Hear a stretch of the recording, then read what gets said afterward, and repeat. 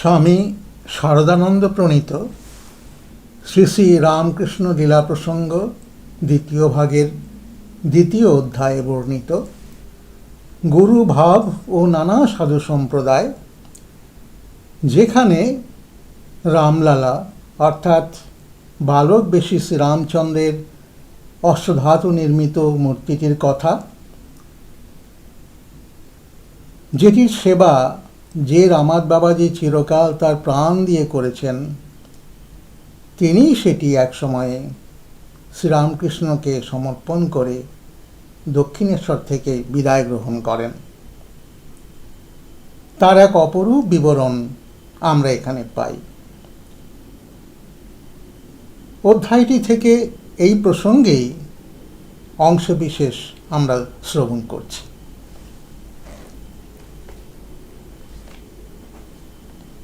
ঠাকুর এক সময় আমাদের বলিয়াছিলেন,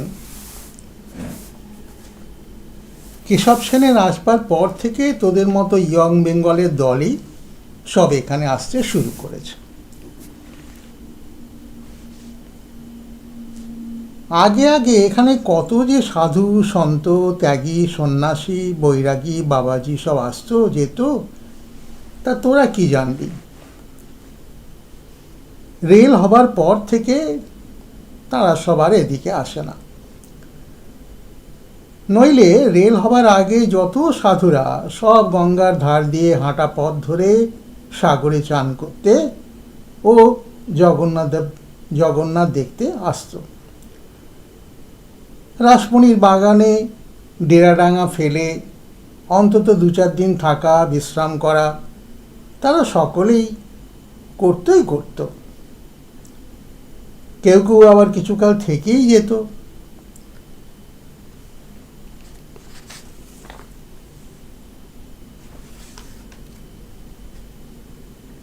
সন্ন্যাসীর পরমহংস শ্রেণীর সন্ন্যাসীদের আসা যাওয়া যখন কমে আসতে লাগলো, তখন আসতে লাগলো যত রামাদ বাবাজি, ভালো ভালো ত্যাগী ভক্ত বৈরাগী বাবাজি, এরা সব দলে দলে আসতে লাগলো। তাদের সব কি ভক্তি বিশ্বাস, কি সেবায় নিষ্ঠা। তাদের একজনের থেকেই তো রামলালা আমার কাছে থেকে গেল। সেসব ঢের কথা। সে বাবাজি ওই ঠাকুরটির চিরকাল সেবা করত। যেখানে যেত সঙ্গে করে নিয়ে যেত, যা ভিক্ষা পেত রেঁধে বেড়ে তাকে অর্থাৎ রামলালাকে ভোগ দিত।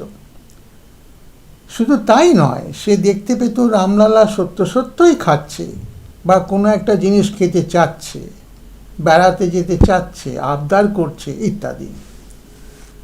আর ওই ঠাকুরটি নিয়েই সে আনন্দে বিভোর মস্ত হয়ে থাকত।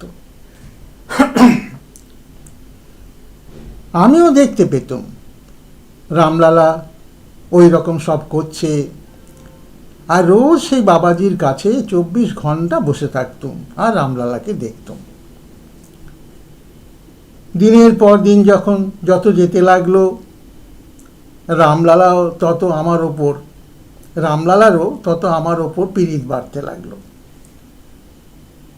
আমি যতক্ষণ বাবাজির সাধুর কাছে থাকি ততক্ষণ সেখানে সে বেশ থাকে, খেলাধুলো করে। আর আমি যাই সেখান থেকে নিজের ঘরে চলে আসি, তখন সেও আমার সঙ্গে সঙ্গে চলে আসে। আমি বারণ করলেও সাধুর কাছে থাকে না। প্রথম ভাবতুম বুঝি মাতার খেয়ালে ওই রকমটা দেখি, নইলে তার চির খেলে পুজো করা ঠাকুরটিকে সে কত ভালোবাসে, ভক্তি করে সন্তর্পণে সেবা করে। সে ঠাকুর তার চেয়ে আমাকে ভালোবাসবে, সাধুর চেয়ে আমাকে ভালোবাসবে, এটা কি হতে পারে? কিন্তু ওরকম ভাবলে কি হবে। দেখতুম সত্যই দেখতুম, এই যেমন তোদের সব দেখছি এই রকম দেখতুম। রামলালা সঙ্গে সঙ্গে কখনো আগে কখনো পেছনে নাচতে নাচতে আসছে, কখনো বা কোলে উঠবার জন্য আবদার করছে, আবার হয়তো কখনো বা কোলে করে রয়েছি, কিছুতেই কোলে থাকবে না। কোল থেকে নেমে রোদ্রে দৌড়াদৌড়ি করতে যাবে, কাঁটা বনে গিয়ে ফুল তুলবে বা গঙ্গার জলে নেমে ঝাঁপাই জুড়বে। যত বারণ করি, ওরে অমন করিস নি, গরমে পায়ে ফোসকা পড়বে, ওরে অত জল ঘাঁটিস নি, ঠান্ডা লেগে সর্দি হবে, জ্বর হবে, সে কি তা শোনে?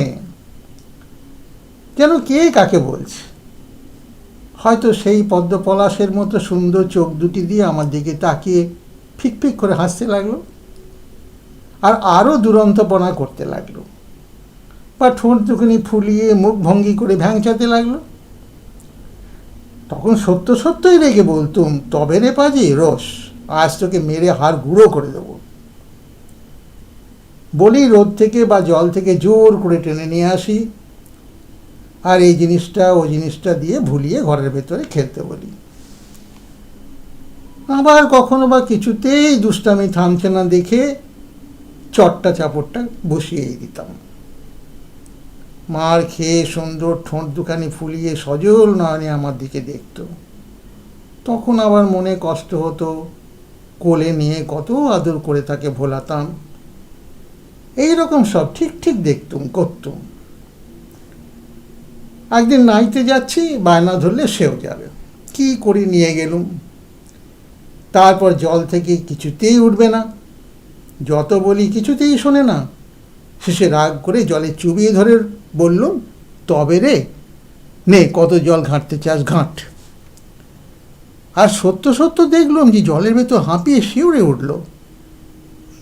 তখন আবার তার কষ্ট দেখে কি করলুম বলে কোলে করে জল থেকে উঠিয়ে নিয়ে আসি।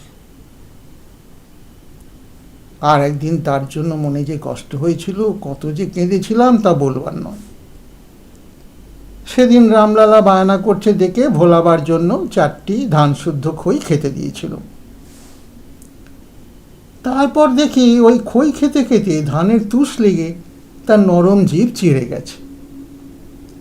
তখন মনে যে কষ্ট হলো, তাকে কোলে করে ডাক ছেড়ে কাঁদতে লাগলুম, আর মুখখানি ধরে বলতে লাগলুম যে মুখে মা কৌশল্যা লাগবে বলে ক্ষীর সর নুনি অতি সন্তর্পণে তুলে দিতেন, আমি এমন হতভাগা যে সেই মুখে এই কদর্য খাবার দিতে মনে একটুও সংকোচ হলো না।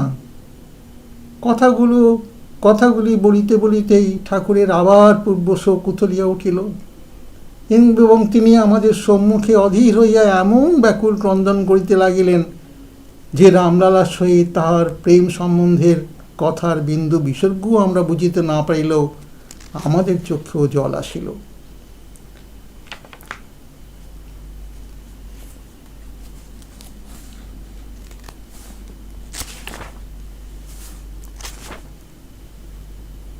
রামলালার ওইরূপ অদ্ভুত আচরণের কথা বলিতে বলিতে ঠাকুর বলিলেন, একদিন রেঁধে বেড়ে ভোগ দিতে বসে বাবাজি মানে সাধু রামলালাকে দেখতেই পেত না। তখন মনে ব্যথা পেয়ে এখানে অর্থাৎ আমার ঘরে ছুটে আসতো, এসে দেখতো রামলালা ঘরে খেলা করছে। তখন অভিমানে তাকে কত কি বলতো, আমি এত করে রেঁধে বেড়ে তোকে খাওয়াবো বলে খুঁজে বেড়াচ্ছি, আর তুই কিনা এখানে নিশ্চিন্ত হয়ে ভুলে রয়েছিস। তোর ধারাই ওই রূপ, যা ইচ্ছে তাই করবি, মায়া দয়া কিছুই নেই। বাপ মাকে ছেড়ে বনে গেলি, বাপটা কেঁদে কেঁদে মরে গেল, তবুও ফিরলি না, তাকে দেখা দিলি না। এইরকম সব কত কি বলে রামলালাকে টেনে নিয়ে গিয়ে খাওয়াতো। এই রকমই দিন যেতে লাগলো। সাধু এখানে অনেক দিন ছিল, কারণ রামলালা এখানে আমাকে ছেড়ে যেতে চায় না, মানে এখান ছেড়ে বা আমাকে ছেড়ে যেতে চায় না। আর সেও চিরকালের আদরের রামলালাকে ফেলে যেতে পারে না। তারপর একদিন বাবাজি হঠাৎ এসে সজল নয়নে বললে, রামলালা আমাকে কৃপা করে প্রাণের পিপাসা মিটিয়ে যেমনভাবে দেখতে চাইতাম তেমনি করে দর্শন দিয়েছে, আর বলেছে এখান থেকেও যাবে না। তোমাকে ছেড়ে কিছুতেই যেতে চায় না। আমার এখন আর মনে দুঃখ কষ্ট নাই। তোমার কাছেও সুখে থাকে, আনন্দে খেলাধুলো করে, তাই দেখেই আমি আনন্দে ভরপুর হয়ে যাই।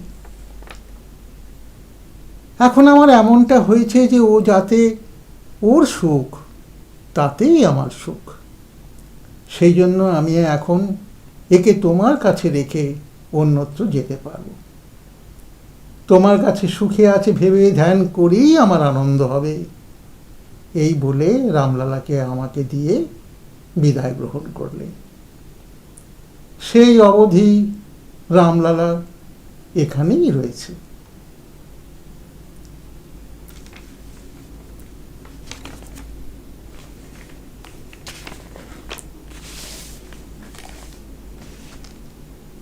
ভয় হর মঙ্গল দশরথ রাম, জয় জয় মঙ্গল সীতারাম। মঙ্গল করো জয় মঙ্গল রাম, সঙ্গত শুভ বিভ বোদায় রাম। আনন্দামৃত বর্ষক রাম, আশ্রিত বৎস জয় জয় রাম। রঘুপতি রাঘব রাজা রাম, পতিত পাবন সীতারাম। জননীং শারদাং দেবীং রামকৃষ্ণং জগদ্গুরুং, পাদপদ্মে তয়ো শ্রিত্वा প্রণমামি মুহুর্মুহুঃ।